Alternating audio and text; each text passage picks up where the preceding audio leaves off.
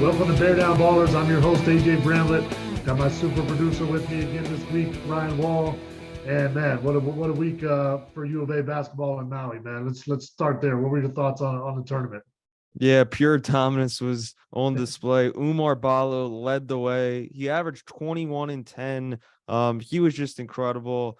Looked like Shaquille O'Neal in his prime a little bit. And Arizona was 3-0, beat the Creighton Blue Jays in the Maui Maui Invitational Championship to win the tournament for the third time and first time since 2014. AJ, what'd you think of it? Just an all-around great effort, man. I mean, we talked about it. We said we were going to win last week on the show. We felt like we would win, but it was a tough field, and we really hadn't played, really high-level competition yet. And to see the way that the guys responded, the way that they stuck together, the way that Kerr ran the team, the whole tournament, guys stepped up when they needed to, played really good basketball, and just really hearing those U of A chants, in the Maui gym over there just brought back chills for me, man. So it was just great. And for Umar to get that shine on the national stage, I think is something that is great for him. All the hard work he's been putting in. Zulis too, he got a lot of good shine during the tournament, played very, very well. But really the whole team played well. Courtney played excellent. Kerr ran the team, exceptionally well. And it was just a good, thing for us to really go out on the national stage and say, hey, here we are. And you and I have talked about this, and we'll talk about it later. But I don't see a team that's better than us so far this year. And I've watched almost every single team in college basketball. So, I think we have a shot to go really, really far this year. Yeah, and a guy you mentioned, Courtney Ramey, who made his Arizona debut in the opening round of the Maui Gym Invitational against Cincinnati. He finished the tournament, he was averaging 16 points, 5 rebounds, 3 assists, and while shooting, and a very impressive 62%. I mean, AJ, this team was clicking and looked great before they added Ramey, but after adding him, he seems like he adds a new dynamic layer to the offense. Yeah, Do you feel that absolutely. way too? Absolutely. I mean, the way that he shoots the ball, just his basketball IQ, really, the way that he moves, off a Kerr and really knows where his spacing needs to be and finds open gaps to be able to get off his threes. And then also he's just a strong penetrator as well, and makes plays for other guys. And really his energy, I think he just brings another guy that's high energy, high confidence, and just brings that dog mentality. And even on the defensive end, it takes a lot of pressure off of the guys on the perimeter as well when he's out there. And so to have him come back and just seamlessly fit in like he hadn't missed anything, I think was great for us. And he played like a big time player like he is, all tournament long. Yeah. Do you think it's time to say that Arizona has the best front court in college basketball? I haven't seen one better. I haven't seen one better at all. They dominate. I mean, really, the size, and then the way that they talked about it in the Thunder in the broadcast, their conditioning, the way that they run the court, the way that they wear you down, the way that they duck in, the high to low, big to big passing is something that you don't see as much, nowadays in today's game. And they're two of the best in the country that do that. And they're just a monster to match up with on the boards as well. So, I think Zoo and Umar doing a hell of a job for us so far. You couldn't ask for more really from both of those guys, and I think that's going to be a difference maker for us. As we move, through the Pac-12 season and then into the NCAA tournament, it's going to be a huge advantage for us. Yeah, Azuolas kind of had his breakout game in that first game against Cincinnati. He had 30 points, 11 rebounds. He seemed dominant. He seemed more aggressive also on the defensive side of the floor, chasing for loose balls, when he got that steal and that fast break dunk. Yeah. And, he was also was flexing at times, bringing energy more than he does normally. He's normally more of a quiet guy, but I wanted to get back to Umar a little bit and see what you thought, because to me, it seemed like in that game against Creighton, he was just feeling himself. He was displaying stuff we haven't seen, hook shots, more post up moves, and kind of when he gets the ball on the post, looking to exploit his, smaller opponent. You know what? The thing that I see with him the most is patience. And patience comes with confidence. And patience comes with putting in a lot of work and knowing how to attack your defender and having really, your you know what you're going to do when you get that ball. Last year, you used to see him, he'd get the ball quick, try to go up real fast or go around the defense. This year, he catches it, he reads, he sees where the defender's at, and then he has a plethora of moves, but he knows that he can go to the score. It's a left hand hook, right hand hook, up and unders, and then he can obviously finish at the rim with dunks and lobs and all of those things. But it's just his patience. I love it, man. I love to see him, just come into his own and really know that, hey, there's nobody really in college basketball right now that could match up with him size wise or physically, with his physical strength. But adding that skill set into it, and you can see all the work that he's put in just from last year to this year. And now when he gets that ball in there, he's very hard to stop. And he's also a good passer. If you do, try to double him or help, he can find Zoo or find guys on the perimeter for open shots. So, I mean, you can't ask anything more from Umar in the way that he's been playing. Hopefully he'll be able to keep that up. And this is a springboard for him, for the rest of the season to keep that type of high level play up. Yeah, another player along with Umar that has led this team and is the heart and soul of this team, Kerr Kriisa. He's been really just consistent, I think is the correct word to describe his play through 6 games. Every night, he's been scoring the ball at a high rate, assisting, helping his teammates, and, not forcing as many shots or passes like he did a season ago. Where do you think Kerr Kriisa ranks in the top point guards in the country? I think he's one of the best point guards in the country, no doubt, because he's done it in all different ways this season. I mean, some games he'll shoot, he'll be hot from 3, so he'll shoot 3. Some other games he won't look to score as much, and he'll have double-digit assists. Other times he's focusing on defense and just getting guys involved. So, he's another guy that just mature. You can see the maturity level that came from last year to this year, the confidence in his game, and just him knowing the system. I think more of him playing in the system. Now he knows he can use his basketball IQ a lot more to find guys and really know the ins and outs and the intricacies of the offense. And you see that happening now because he's such a smart player that now, I mean, I think he's comfortable in having full command of this offense and just knowing where guys are at and knowing where to find them. He's made so many good passes of, looking guys off and dropping it down for guys for layups, or guys Zoo running and him hitting them perfectly for fast break dunks or layups. Like, he's just playing really high level basketball right now, and he's cut down on the turnovers, cut down on the bad shots, some of the bad shots that he took last year. And he's just playing, he's the point guard of one of the best teams in the country, what we expected, but he's exceeding expectations to this point, I think. Yeah, as a guy, who played in some of these, tournaments at the beginning of seasons, how important do you think it is to look good and to even win? Because this is the second straight year that Arizona has won their tournament at the beginning of the season. Last year, they beat Michigan, as we know, in the Roman main event tournament. And now this year beating Creighton, who some people thought was a top, 5 team in the country, and they beat them. How big do you think this is for this program? I think it's really big because, anytime you get an opportunity on a national stage like that, especially during a holiday weekend, it's the biggest, preseason or, in-season tournament that there is in college basketball. Everybody's watching. And for us to have that kind of performance is something that we need, because going into the Pac-12, it may be strong. There's a couple of strong teams, not as strong as maybe we thought it was before the season started. And so to have those type of key quality wins on national TV where everybody's talking about it is just a boost for us once it comes tournament time. And we did that. We made a statement. Everyone was talking about Arizona basketball, the style of play, the job that Tommy Lloyd's doing, the type of basketball that we come out with every single game. And that's just a good thing for us on the national stage anytime. So it was a victory all around. Yeah, well, as you mentioned before, Arizona is one now. It's no doubt Arizona's one of the best teams in the country. They moved up 10 spots from number 14 to number 4 in the country. AJ, do you think that this team is a legit national title contender right now? I think there's still improvement that can happen, but I'm, like we said a little bit earlier, I've watched every single team, play this year, and at least the top ones. And I don't see anybody that we can't match up with or compete with or beat. And, there's still a long way to go. We still need to, I think we're going to need the young guys to come on and provide more help as we get into the, the depths of the Pac-12 and then the NCAA tournament. And I think they will do that.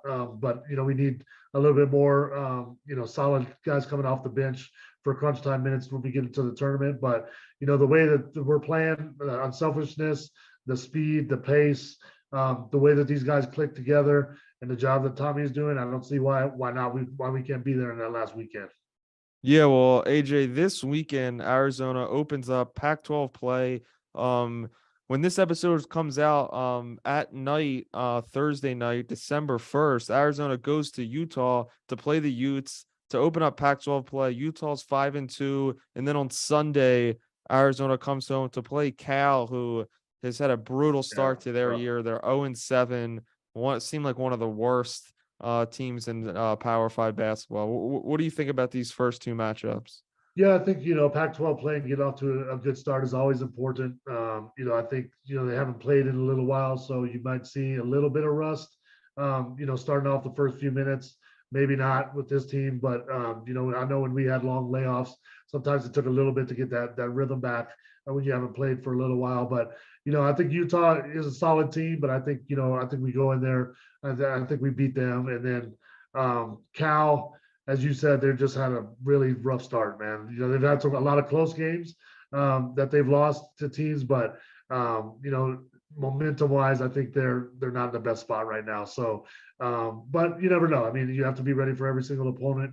Tommy has done a great job of getting those guys ready every single game, and hopefully we can just keep building on what we did for Maui and use it as a stepping stone to start the Pac-12 really strong.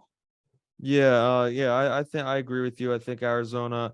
I think it's a nice ease in the Pac-12 play before they have to play, the better teams in the conference with the USC's, UCLA. But AJ, just in a couple weeks, Arizona has two more, star-studded matchups. They play in Vegas December 10th, and a little over a week against Indiana, who's ranked number 10 while we're recording this right now. And then December 17th, just a week later, they're playing Tennessee at home. These are two big matchups. How do you think Arizona matches up against those two teams? And do you think Arizona could maybe even go undefeated throughout the month, stay undefeated throughout the month of December? I think if we do that, we'd be the number one team in the country, by the way the teams are falling off and losing right now.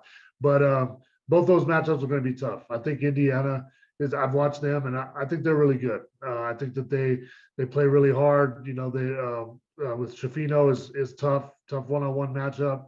But I think that we match up well with them. I think that our size will give them problems. If our bigs play as well as they've been playing. So it'll be a fun, another, kind of spotlight game for us on the national stage against Indiana.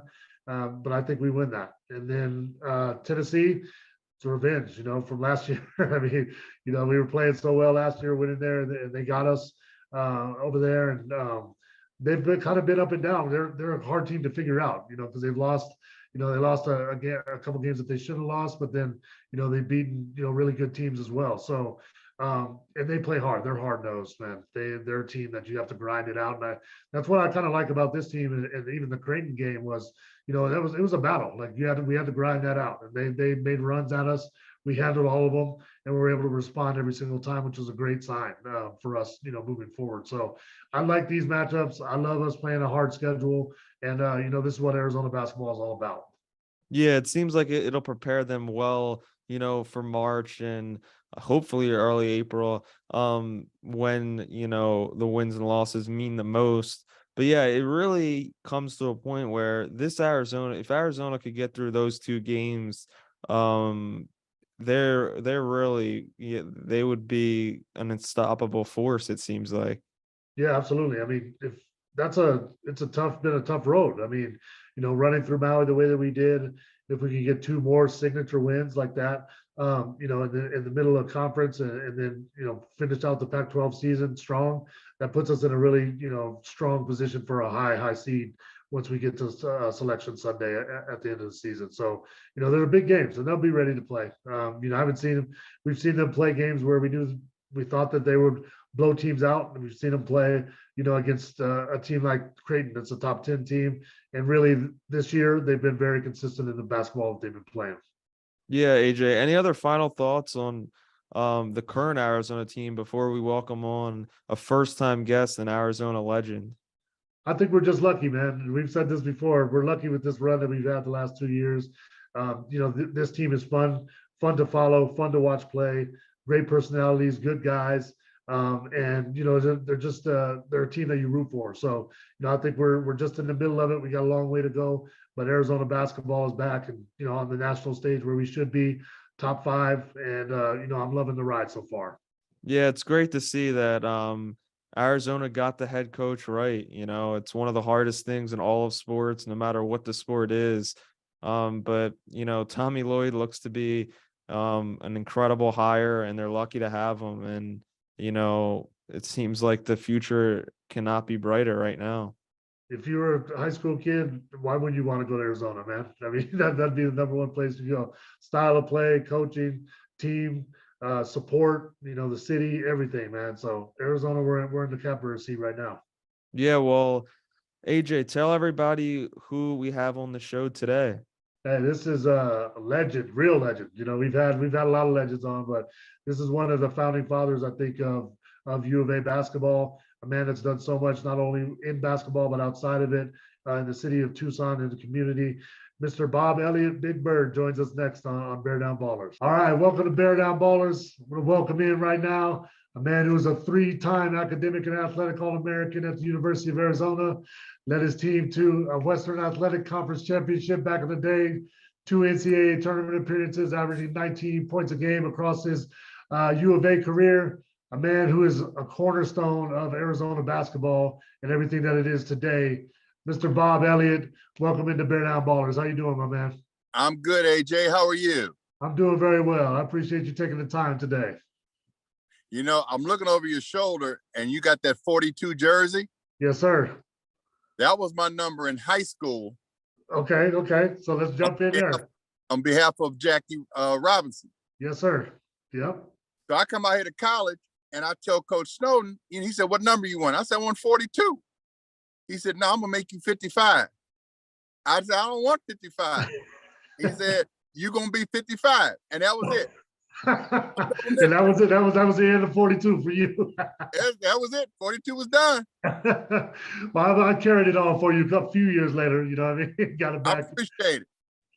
Yes, sir. So let's talk about. Let me talk about your upbringing a little bit, man. You came out of Pioneer High School in Ann Arbor, Michigan.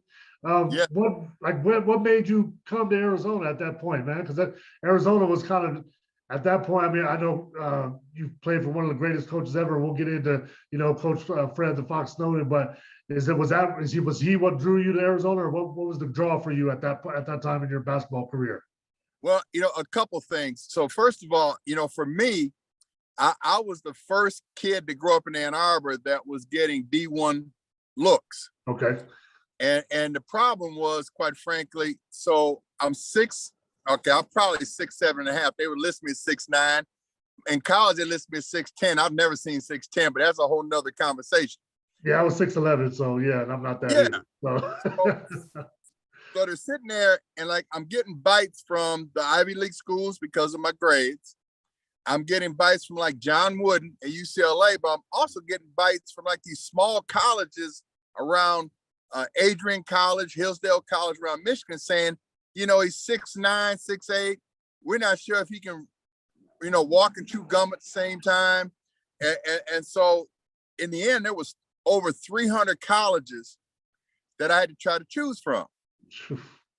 So my dad said, well, let's kind of narrow this down.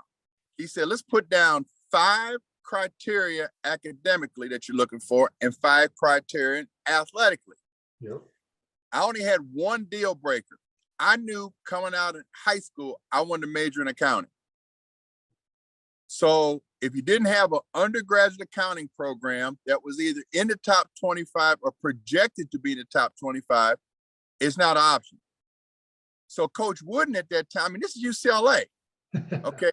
Coach Wooden said, I recruit front lines. My front line would be you, Marcus Johnson, and Richard Washington. Right. I'm saying, okay. Then it's you go further into the details, you guys do not have an undergraduate accounting program. He said, no, Coach, I'm sorry, that's a deal breaker for me. So then I started looking at other schools. So here's Arizona coming to the mix. Fred Snowden was the assistant coach at Michigan for 4 years prior to taking the job in 72. which is the year before I came out here. But the athletic director was Dave Strack. Coach Strack used to be the basketball coach in Michigan. The first camp I ever went to as a kid, I'm 10 years old, is the Dave Strack basketball camp at Concordia College in Ann Arbor. Yeah. And then Coach Snowden's assistant coach is a guy named Ken Maxey, who played basketball at Michigan. He was my counselor at the Dave Strack basketball camp when I'm 10 years old. So I come out of my recruiting trip, like, you know, we all do that, right? Where? You come out on Friday, you hang out with the fellas. Saturday morning, you have a breakfast. So we're the hotel back then was called the Plaza International. Now it's the WXYZ, right at the corner of Speedway. And and there's like 15 guys in front of me. And I'm like, okay, so I know Coach Snowden, I know Coach Strack, I know Coach Maxey. Who's the dude in the beard? Oh, that's the president of the university. I said, come on now, be real. No, that's the president. That's Dr. John Schaefer. He's the president of the university. Well, who's the guy next to him? He's the dean of the business college. Okay. I said, who's the dude next to him? He's the head of the accounting department. And I'm like, okay, I think these guys really want me to come here. That's right. Right? Now it's like early October. The weather in Michigan was nasty. It's in the 30s. It's raining. I come over here, man. It's like 85 degrees. Folks walking around in shorts. AJ, hey. I'm like, I think I can do this. Hey man, I know the feeling, man. And that story is similar to when I came out with Coach Roz, you know, going to his basketball camp, you know, up in Northern Illinois, right. when I was a kid. And then Roz moved with Coach O down here, and that's how I kind of got to Arizona. So similar. Right. I didn't know we kind of had that link, man. And that Arizona weather will get a lot of recruits, man. Still doing it to this day. You know that. And it's beautiful here. Hey, where did your love of accounting come from, man? How did you know that you wanted to do that so early? That's at a major that, you know, a lot of kids coming out of high school, I don't think, you know, would go for right away. Where did that come from? My junior year in high school, my calculus teacher, Mrs. Cohn. Now, the high school I went to, that Bev also went to, my wife, my dad taught at that high school, okay? So Mrs. Cohen comes to me and says, I'm looking at how you do your problems in calculus. I think you should go up to the 3rd floor. There's a lady named Mrs. Wagner. She teaches a class called bookkeeping. I think you might like it. Well, bless Mrs. Wagner's heart, she graded, you know, they say, do all the odd number problems. I did every problem in the book. She graded all of them. I'm like, you know what? This is me. It fits me. I like keeping track of things, try being organized. And at that point, I said, I want to major in accounting. And here it is, you know, 50 years later. But the backbone of what I've done professionally starts with the accounting. Absolutely, man. That's incredible, man. You've used it, you know, as a great tool for yourself to become, you know, successful over many different things that you've done in your life. But can I talk to you a little bit about Coach Snowden and what he meant to you, and kind of, because I think a lot of people think that Arizona basketball started, you know, with Coach Olson, and a lot of, especially the younger generation, and even, you know, the newer generation don't know the full history of Arizona basketball and where it came from and how it got on the national stage. And that had to do with you and Coach Snowden and the guys that set the foundation for where we're at today. Can you kind of talk about that and what that meant to you, and just how it was for you back then, and what it means to you today? Well, part of the reason, the major reason why I wrote the book called Tucson, a Basketball Town, is so that people understood how this became a basketball town. So when Coach Snowden took that job, they were playing in Bear Down Gym. Yeah. It seats 3,000, and they were averaging less than 1,000 a game. Just off of the blue-red scrimmage before the first game, they sold out Bear Down, and then midway through the season, they now move across the street to a 13,600 seat arena without an established season ticket base, and sold that out the whole year also. And so that's how it started. You know, they said the stories were Bear Down did not have air conditioning. It had swamp cooling. Oh, yeah. So you put 3,000 people in a little container, so they had, the windows would have to be open to get some ventilation. People used to suppose, this is what people told me, that first year, people would come sit on the grass around Bear Down just to hear the yelling and screaming and the cheering. That's wild, man. Yeah. I mean, I know about the no air conditioning, man. We used to have to, when we get in trouble, we'd have to go practice over in Bear Down. Coach O would be mad at us. We got practice tomorrow in Bear Down. Oh man. Man, hey, great place to break a sweat though. You can Oh break a yeah. sweat Bear Down. Oh yeah. We got better in there for sure, man. That's right. That's right. But how was Coach Snowden as a man? Like what was he like to play for? But see, I was different than any other player, quite frankly, that he had, because I knew Coach Snowden during the 4 years that he was the assistant coach at Michigan. Mhm. I was telling his daughter Stacy a couple of weeks ago, I remember in being in 8th and 9th grade, waiting after the games and walking out of Chrysler Arena where they played with the Snowden family to their car where they would take off because Coach still lived in Detroit. Wow. So we had that kind of relationship for 4 years. I already knew Coach. I knew his family. And so for him to get the head job, you know, we used to laugh because Coach Snowden, being from Detroit, used to fly into Detroit Metro Airport, go see his mama, Yeah. get in the car, and just grab a bunch of us. And he said, go west, let's come west and start history. And that's how he recruited. I mean, you look at everybody that was there. Eric Korn from Kettering High School, Jerome Gladney from King High School, Timmy Marshall from Pontiac, Gary Harrison from Ipsy Willow Run, me from Ann Arbor Pioneer. He Yep. keeps going down I-94. He swings into Gary, Indiana. He's got Larry Demick. Then he goes to Michigan City, Indiana, Al Fleming. Ease into Chicago, curl up by Milwaukee, and that's where Waukesha, Wisconsin is, and Jimmy Rapids. I mean, Fred did all his recruiting on I-94. Smart man. You know how that Midwest basketball is, man. Oh, no question. Yeah, man. You know, Michigan, we know how we play. We play hard. The thing I used to love about it, AJ, is regardless of your size, that did not determine what position you had to play. Yeah. So, you know, if just because I was 6'8", 6'9", whatever, they keep handle the ball. Shoot that thing, yeah. Okay. You know, but be versatile enough to go down low and post somebody up, whooping them up. So, you know, you take a guy like Magic Johnson, 6'9", guard. George Gervin, 6'8", guard. Campy Russell, 6'8", guard. Your height had nothing to do with where you played. So when I was at Arizona, Coach Snowden used to utilize me. I literally could play all 5 positions. Man. And he'd go to just to throw the other team off. He'd go to what he called the big lineup. I would go from playing center to playing point guard. Now, and we'd run a 2-3 zone because I ain't chasing them little dudes all around the floor. AJ, you know what I'm talking about. He said, I'm going to score on them. I'm not going to chase them. Yeah, I'm not chasing them dudes all over everywhere. That doesn't make sense. But when you have a lineup of like 6'10", 6'9", 6'9", 6'9", 6'8", with a 2-3 zone, that's a lot of length. Yeah. And so I bring the ball down. That was fine. You know, it helped me. My freshman year, I played center. My sophomore year, Eric Korn went pro. Yeah. So now, and then our 2 starting guards, Jimmy Rapids and Gilbert Miles, both needed surgeries. Gilbert had a torn cartilage in his knee. Rap had torn ligaments in his ankle, but they were still playing. So I move out to the 3, and I'm bringing the ball down. Well, you know, when you bring the ball down, option 1 becomes you. That's right. That was a dream of mine. That was a dream. So that's the average 23-3.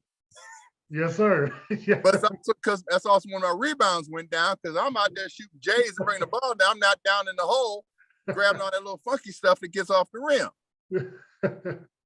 And then my junior year, when we went to the Elite 8, I moved back to center because the guards were healthy.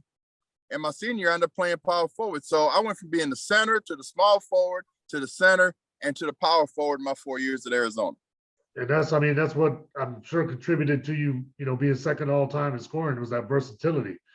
And back then, I mean, nowadays everybody does everything. But like back when you were playing, that wasn't something that a lot of coaches allow guys to do, was it? I mean, no, it wasn't. But Coach Snowden recognized that, it works out. Now, there was the game my freshman year against Kansas State. and we had the ball with a chance to do the last shot. And so coach calls timeout, and he says, okay, we're going to switch it up on him.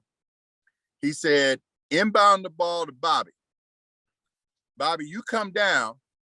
You got your guards on the wings, and you got the two bigger guys, Al Fleming and Coney Norman, also at the baselines. Do your thing. Penetrate if you want, and if you can go all the way to the rim, go there. Otherwise, kick it out to somebody.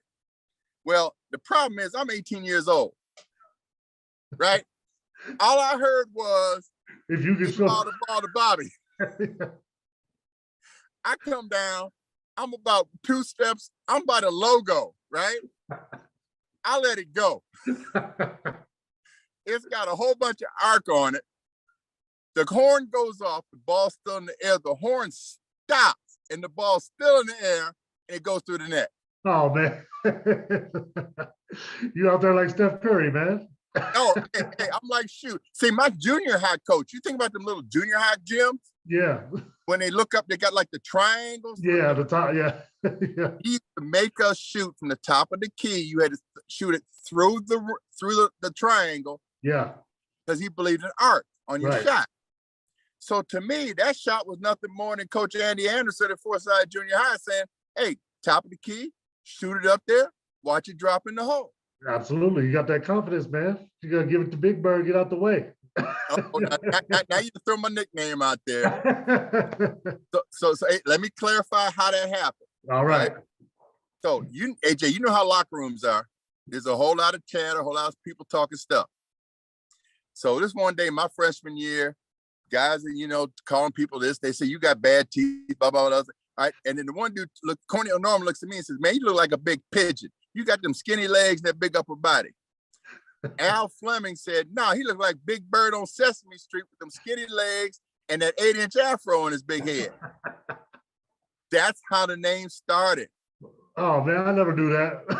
Hey, and AJ, it's damn near 50 years later, and I'm still around this town and people saying Big Bird or Bird. Yeah, still calling you. That's great.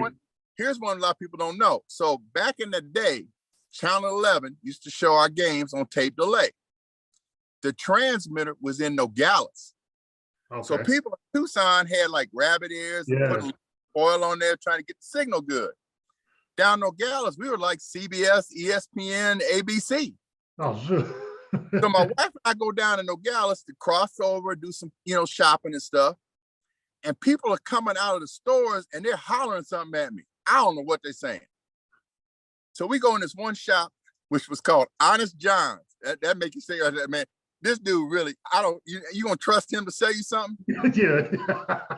He says, Bob, this is the deal. I said, okay, we start talking. He looked like he's gonna be for real. I said, what are all these people yelling at me, man? What are they hollering? He said, they're calling you pajarito. Yeah. I said, that means birdie. Yeah, yeah. So down in Nogales, I'm pajarito. I like that. Yeah, I like that. So can I call you pajarito next time I see you? You can call me pajarito, AJ. You call me anything you want as long as it's in the dictionary. There you go. Hey, man, so after your Arizona career, I mean, you got drafted by the Philadelphia 76ers, correct? And then you went to play overseas for a little bit and then came back and played for the Nets. Like, what was that journey like for you? What was it like with your time in the league, different to what it is now? Which I'm sure it's a million years different, but I want to hear what the league was like back then. So the Sixers, I get drafted by them. They got 13 guys that are guaranteed on a 12-man roster. Yeah. There's already one guy, they're telling him, man, your ankle's hurt. And the guy said, which one? You already know. Yeah. So I'm in camp and I'm like, okay, this is looking a little funky. It's going to be tough to make this squad. And so after the first week, they have a cut. Now in camp, the rookies all bunked up together and the vets had their own rooms. After the first week, there's an odd number of rookies. I'm the odd one. I got a single room. So Henry Bibby, Mike's dad, Doug Collins, them were like, hey, put 3 of them in a room. Julius Irving, who's on the team, Jay says, man, Bob can move in with me. Dude, I grabbed my stuff so fast. I'm in there. And so from that day on, he has been my big brother Jay. Wow. My kids call him Uncle Jay. And he's been a big brother to me ever since I was in camp with him. So we get through camp, and it's like, okay, I don't see where this is going to work out. They said they were trying to trade me. It wasn't happening. I said, Jay, tell them to just release me. So they released me, and I had a chance to sign the Bullets. But I said, let me go overseas. And this team I signed with, they had an American center. Yep. Their main power forward was off their Olympic team. So I got to play the 3. I was digging that, especially after coming out of Philly, right? Watching Julius do his thing. Yeah. So my wife and I grew up together. She's the only person to see me play at every organized level: junior high, high school, college, Italy, pros. So she hadn't seen me for 30 days. She didn't see me the whole time I'm in Philly in training camp. Right. So we show up in Italy, and she's like, whoa, wait a minute. I said, girl, what you talking about? Oh, no. I done seen you play. What's this? Go off the dribble, pick it off with one hand, float to the hole, dunk. Where'd that come from? I said, what are you talking about? No. That ain't never been your game. I said, I guess just the power and the influence of a Julius Erving that he does so easily that you think you can do it. His aura rubbed off on you. That's what that was. Man, I'm telling you, he like I said, hey, so early on in practice, right? It's a 3-on-1. I'm the one on defense. Yeah. So you know what the drill is: stop the ball. Yep. Make them make a pass. So hopefully they do a turnover. Julius is the one. He's coming down the middle. And I'm like, this dude ain't stopping. So I position myself, AJ, Mr. Analytical, Mr. Accountant. All right. There he is, right? There's the rim. I'm positioning myself to take a charge. Right. Julius takes off from the free throw line. I'm right in line with him. Next thing I know, he shifts in the air, floats by me. I turn around and look, and he dunks it. And the coach was Gene Shue. And Shue said, Elliott, that does not work in the pros. You're in the NBA now, son. That college stuff doesn't work. I said, evidently. So you better get out the way. Nowadays, you get posterized, you get down there too low to close. That's right. That's right. Guys be getting out of the way real quick nowadays, don't they? No, I'm telling you, you're not going to be a poster on me. I don't think so.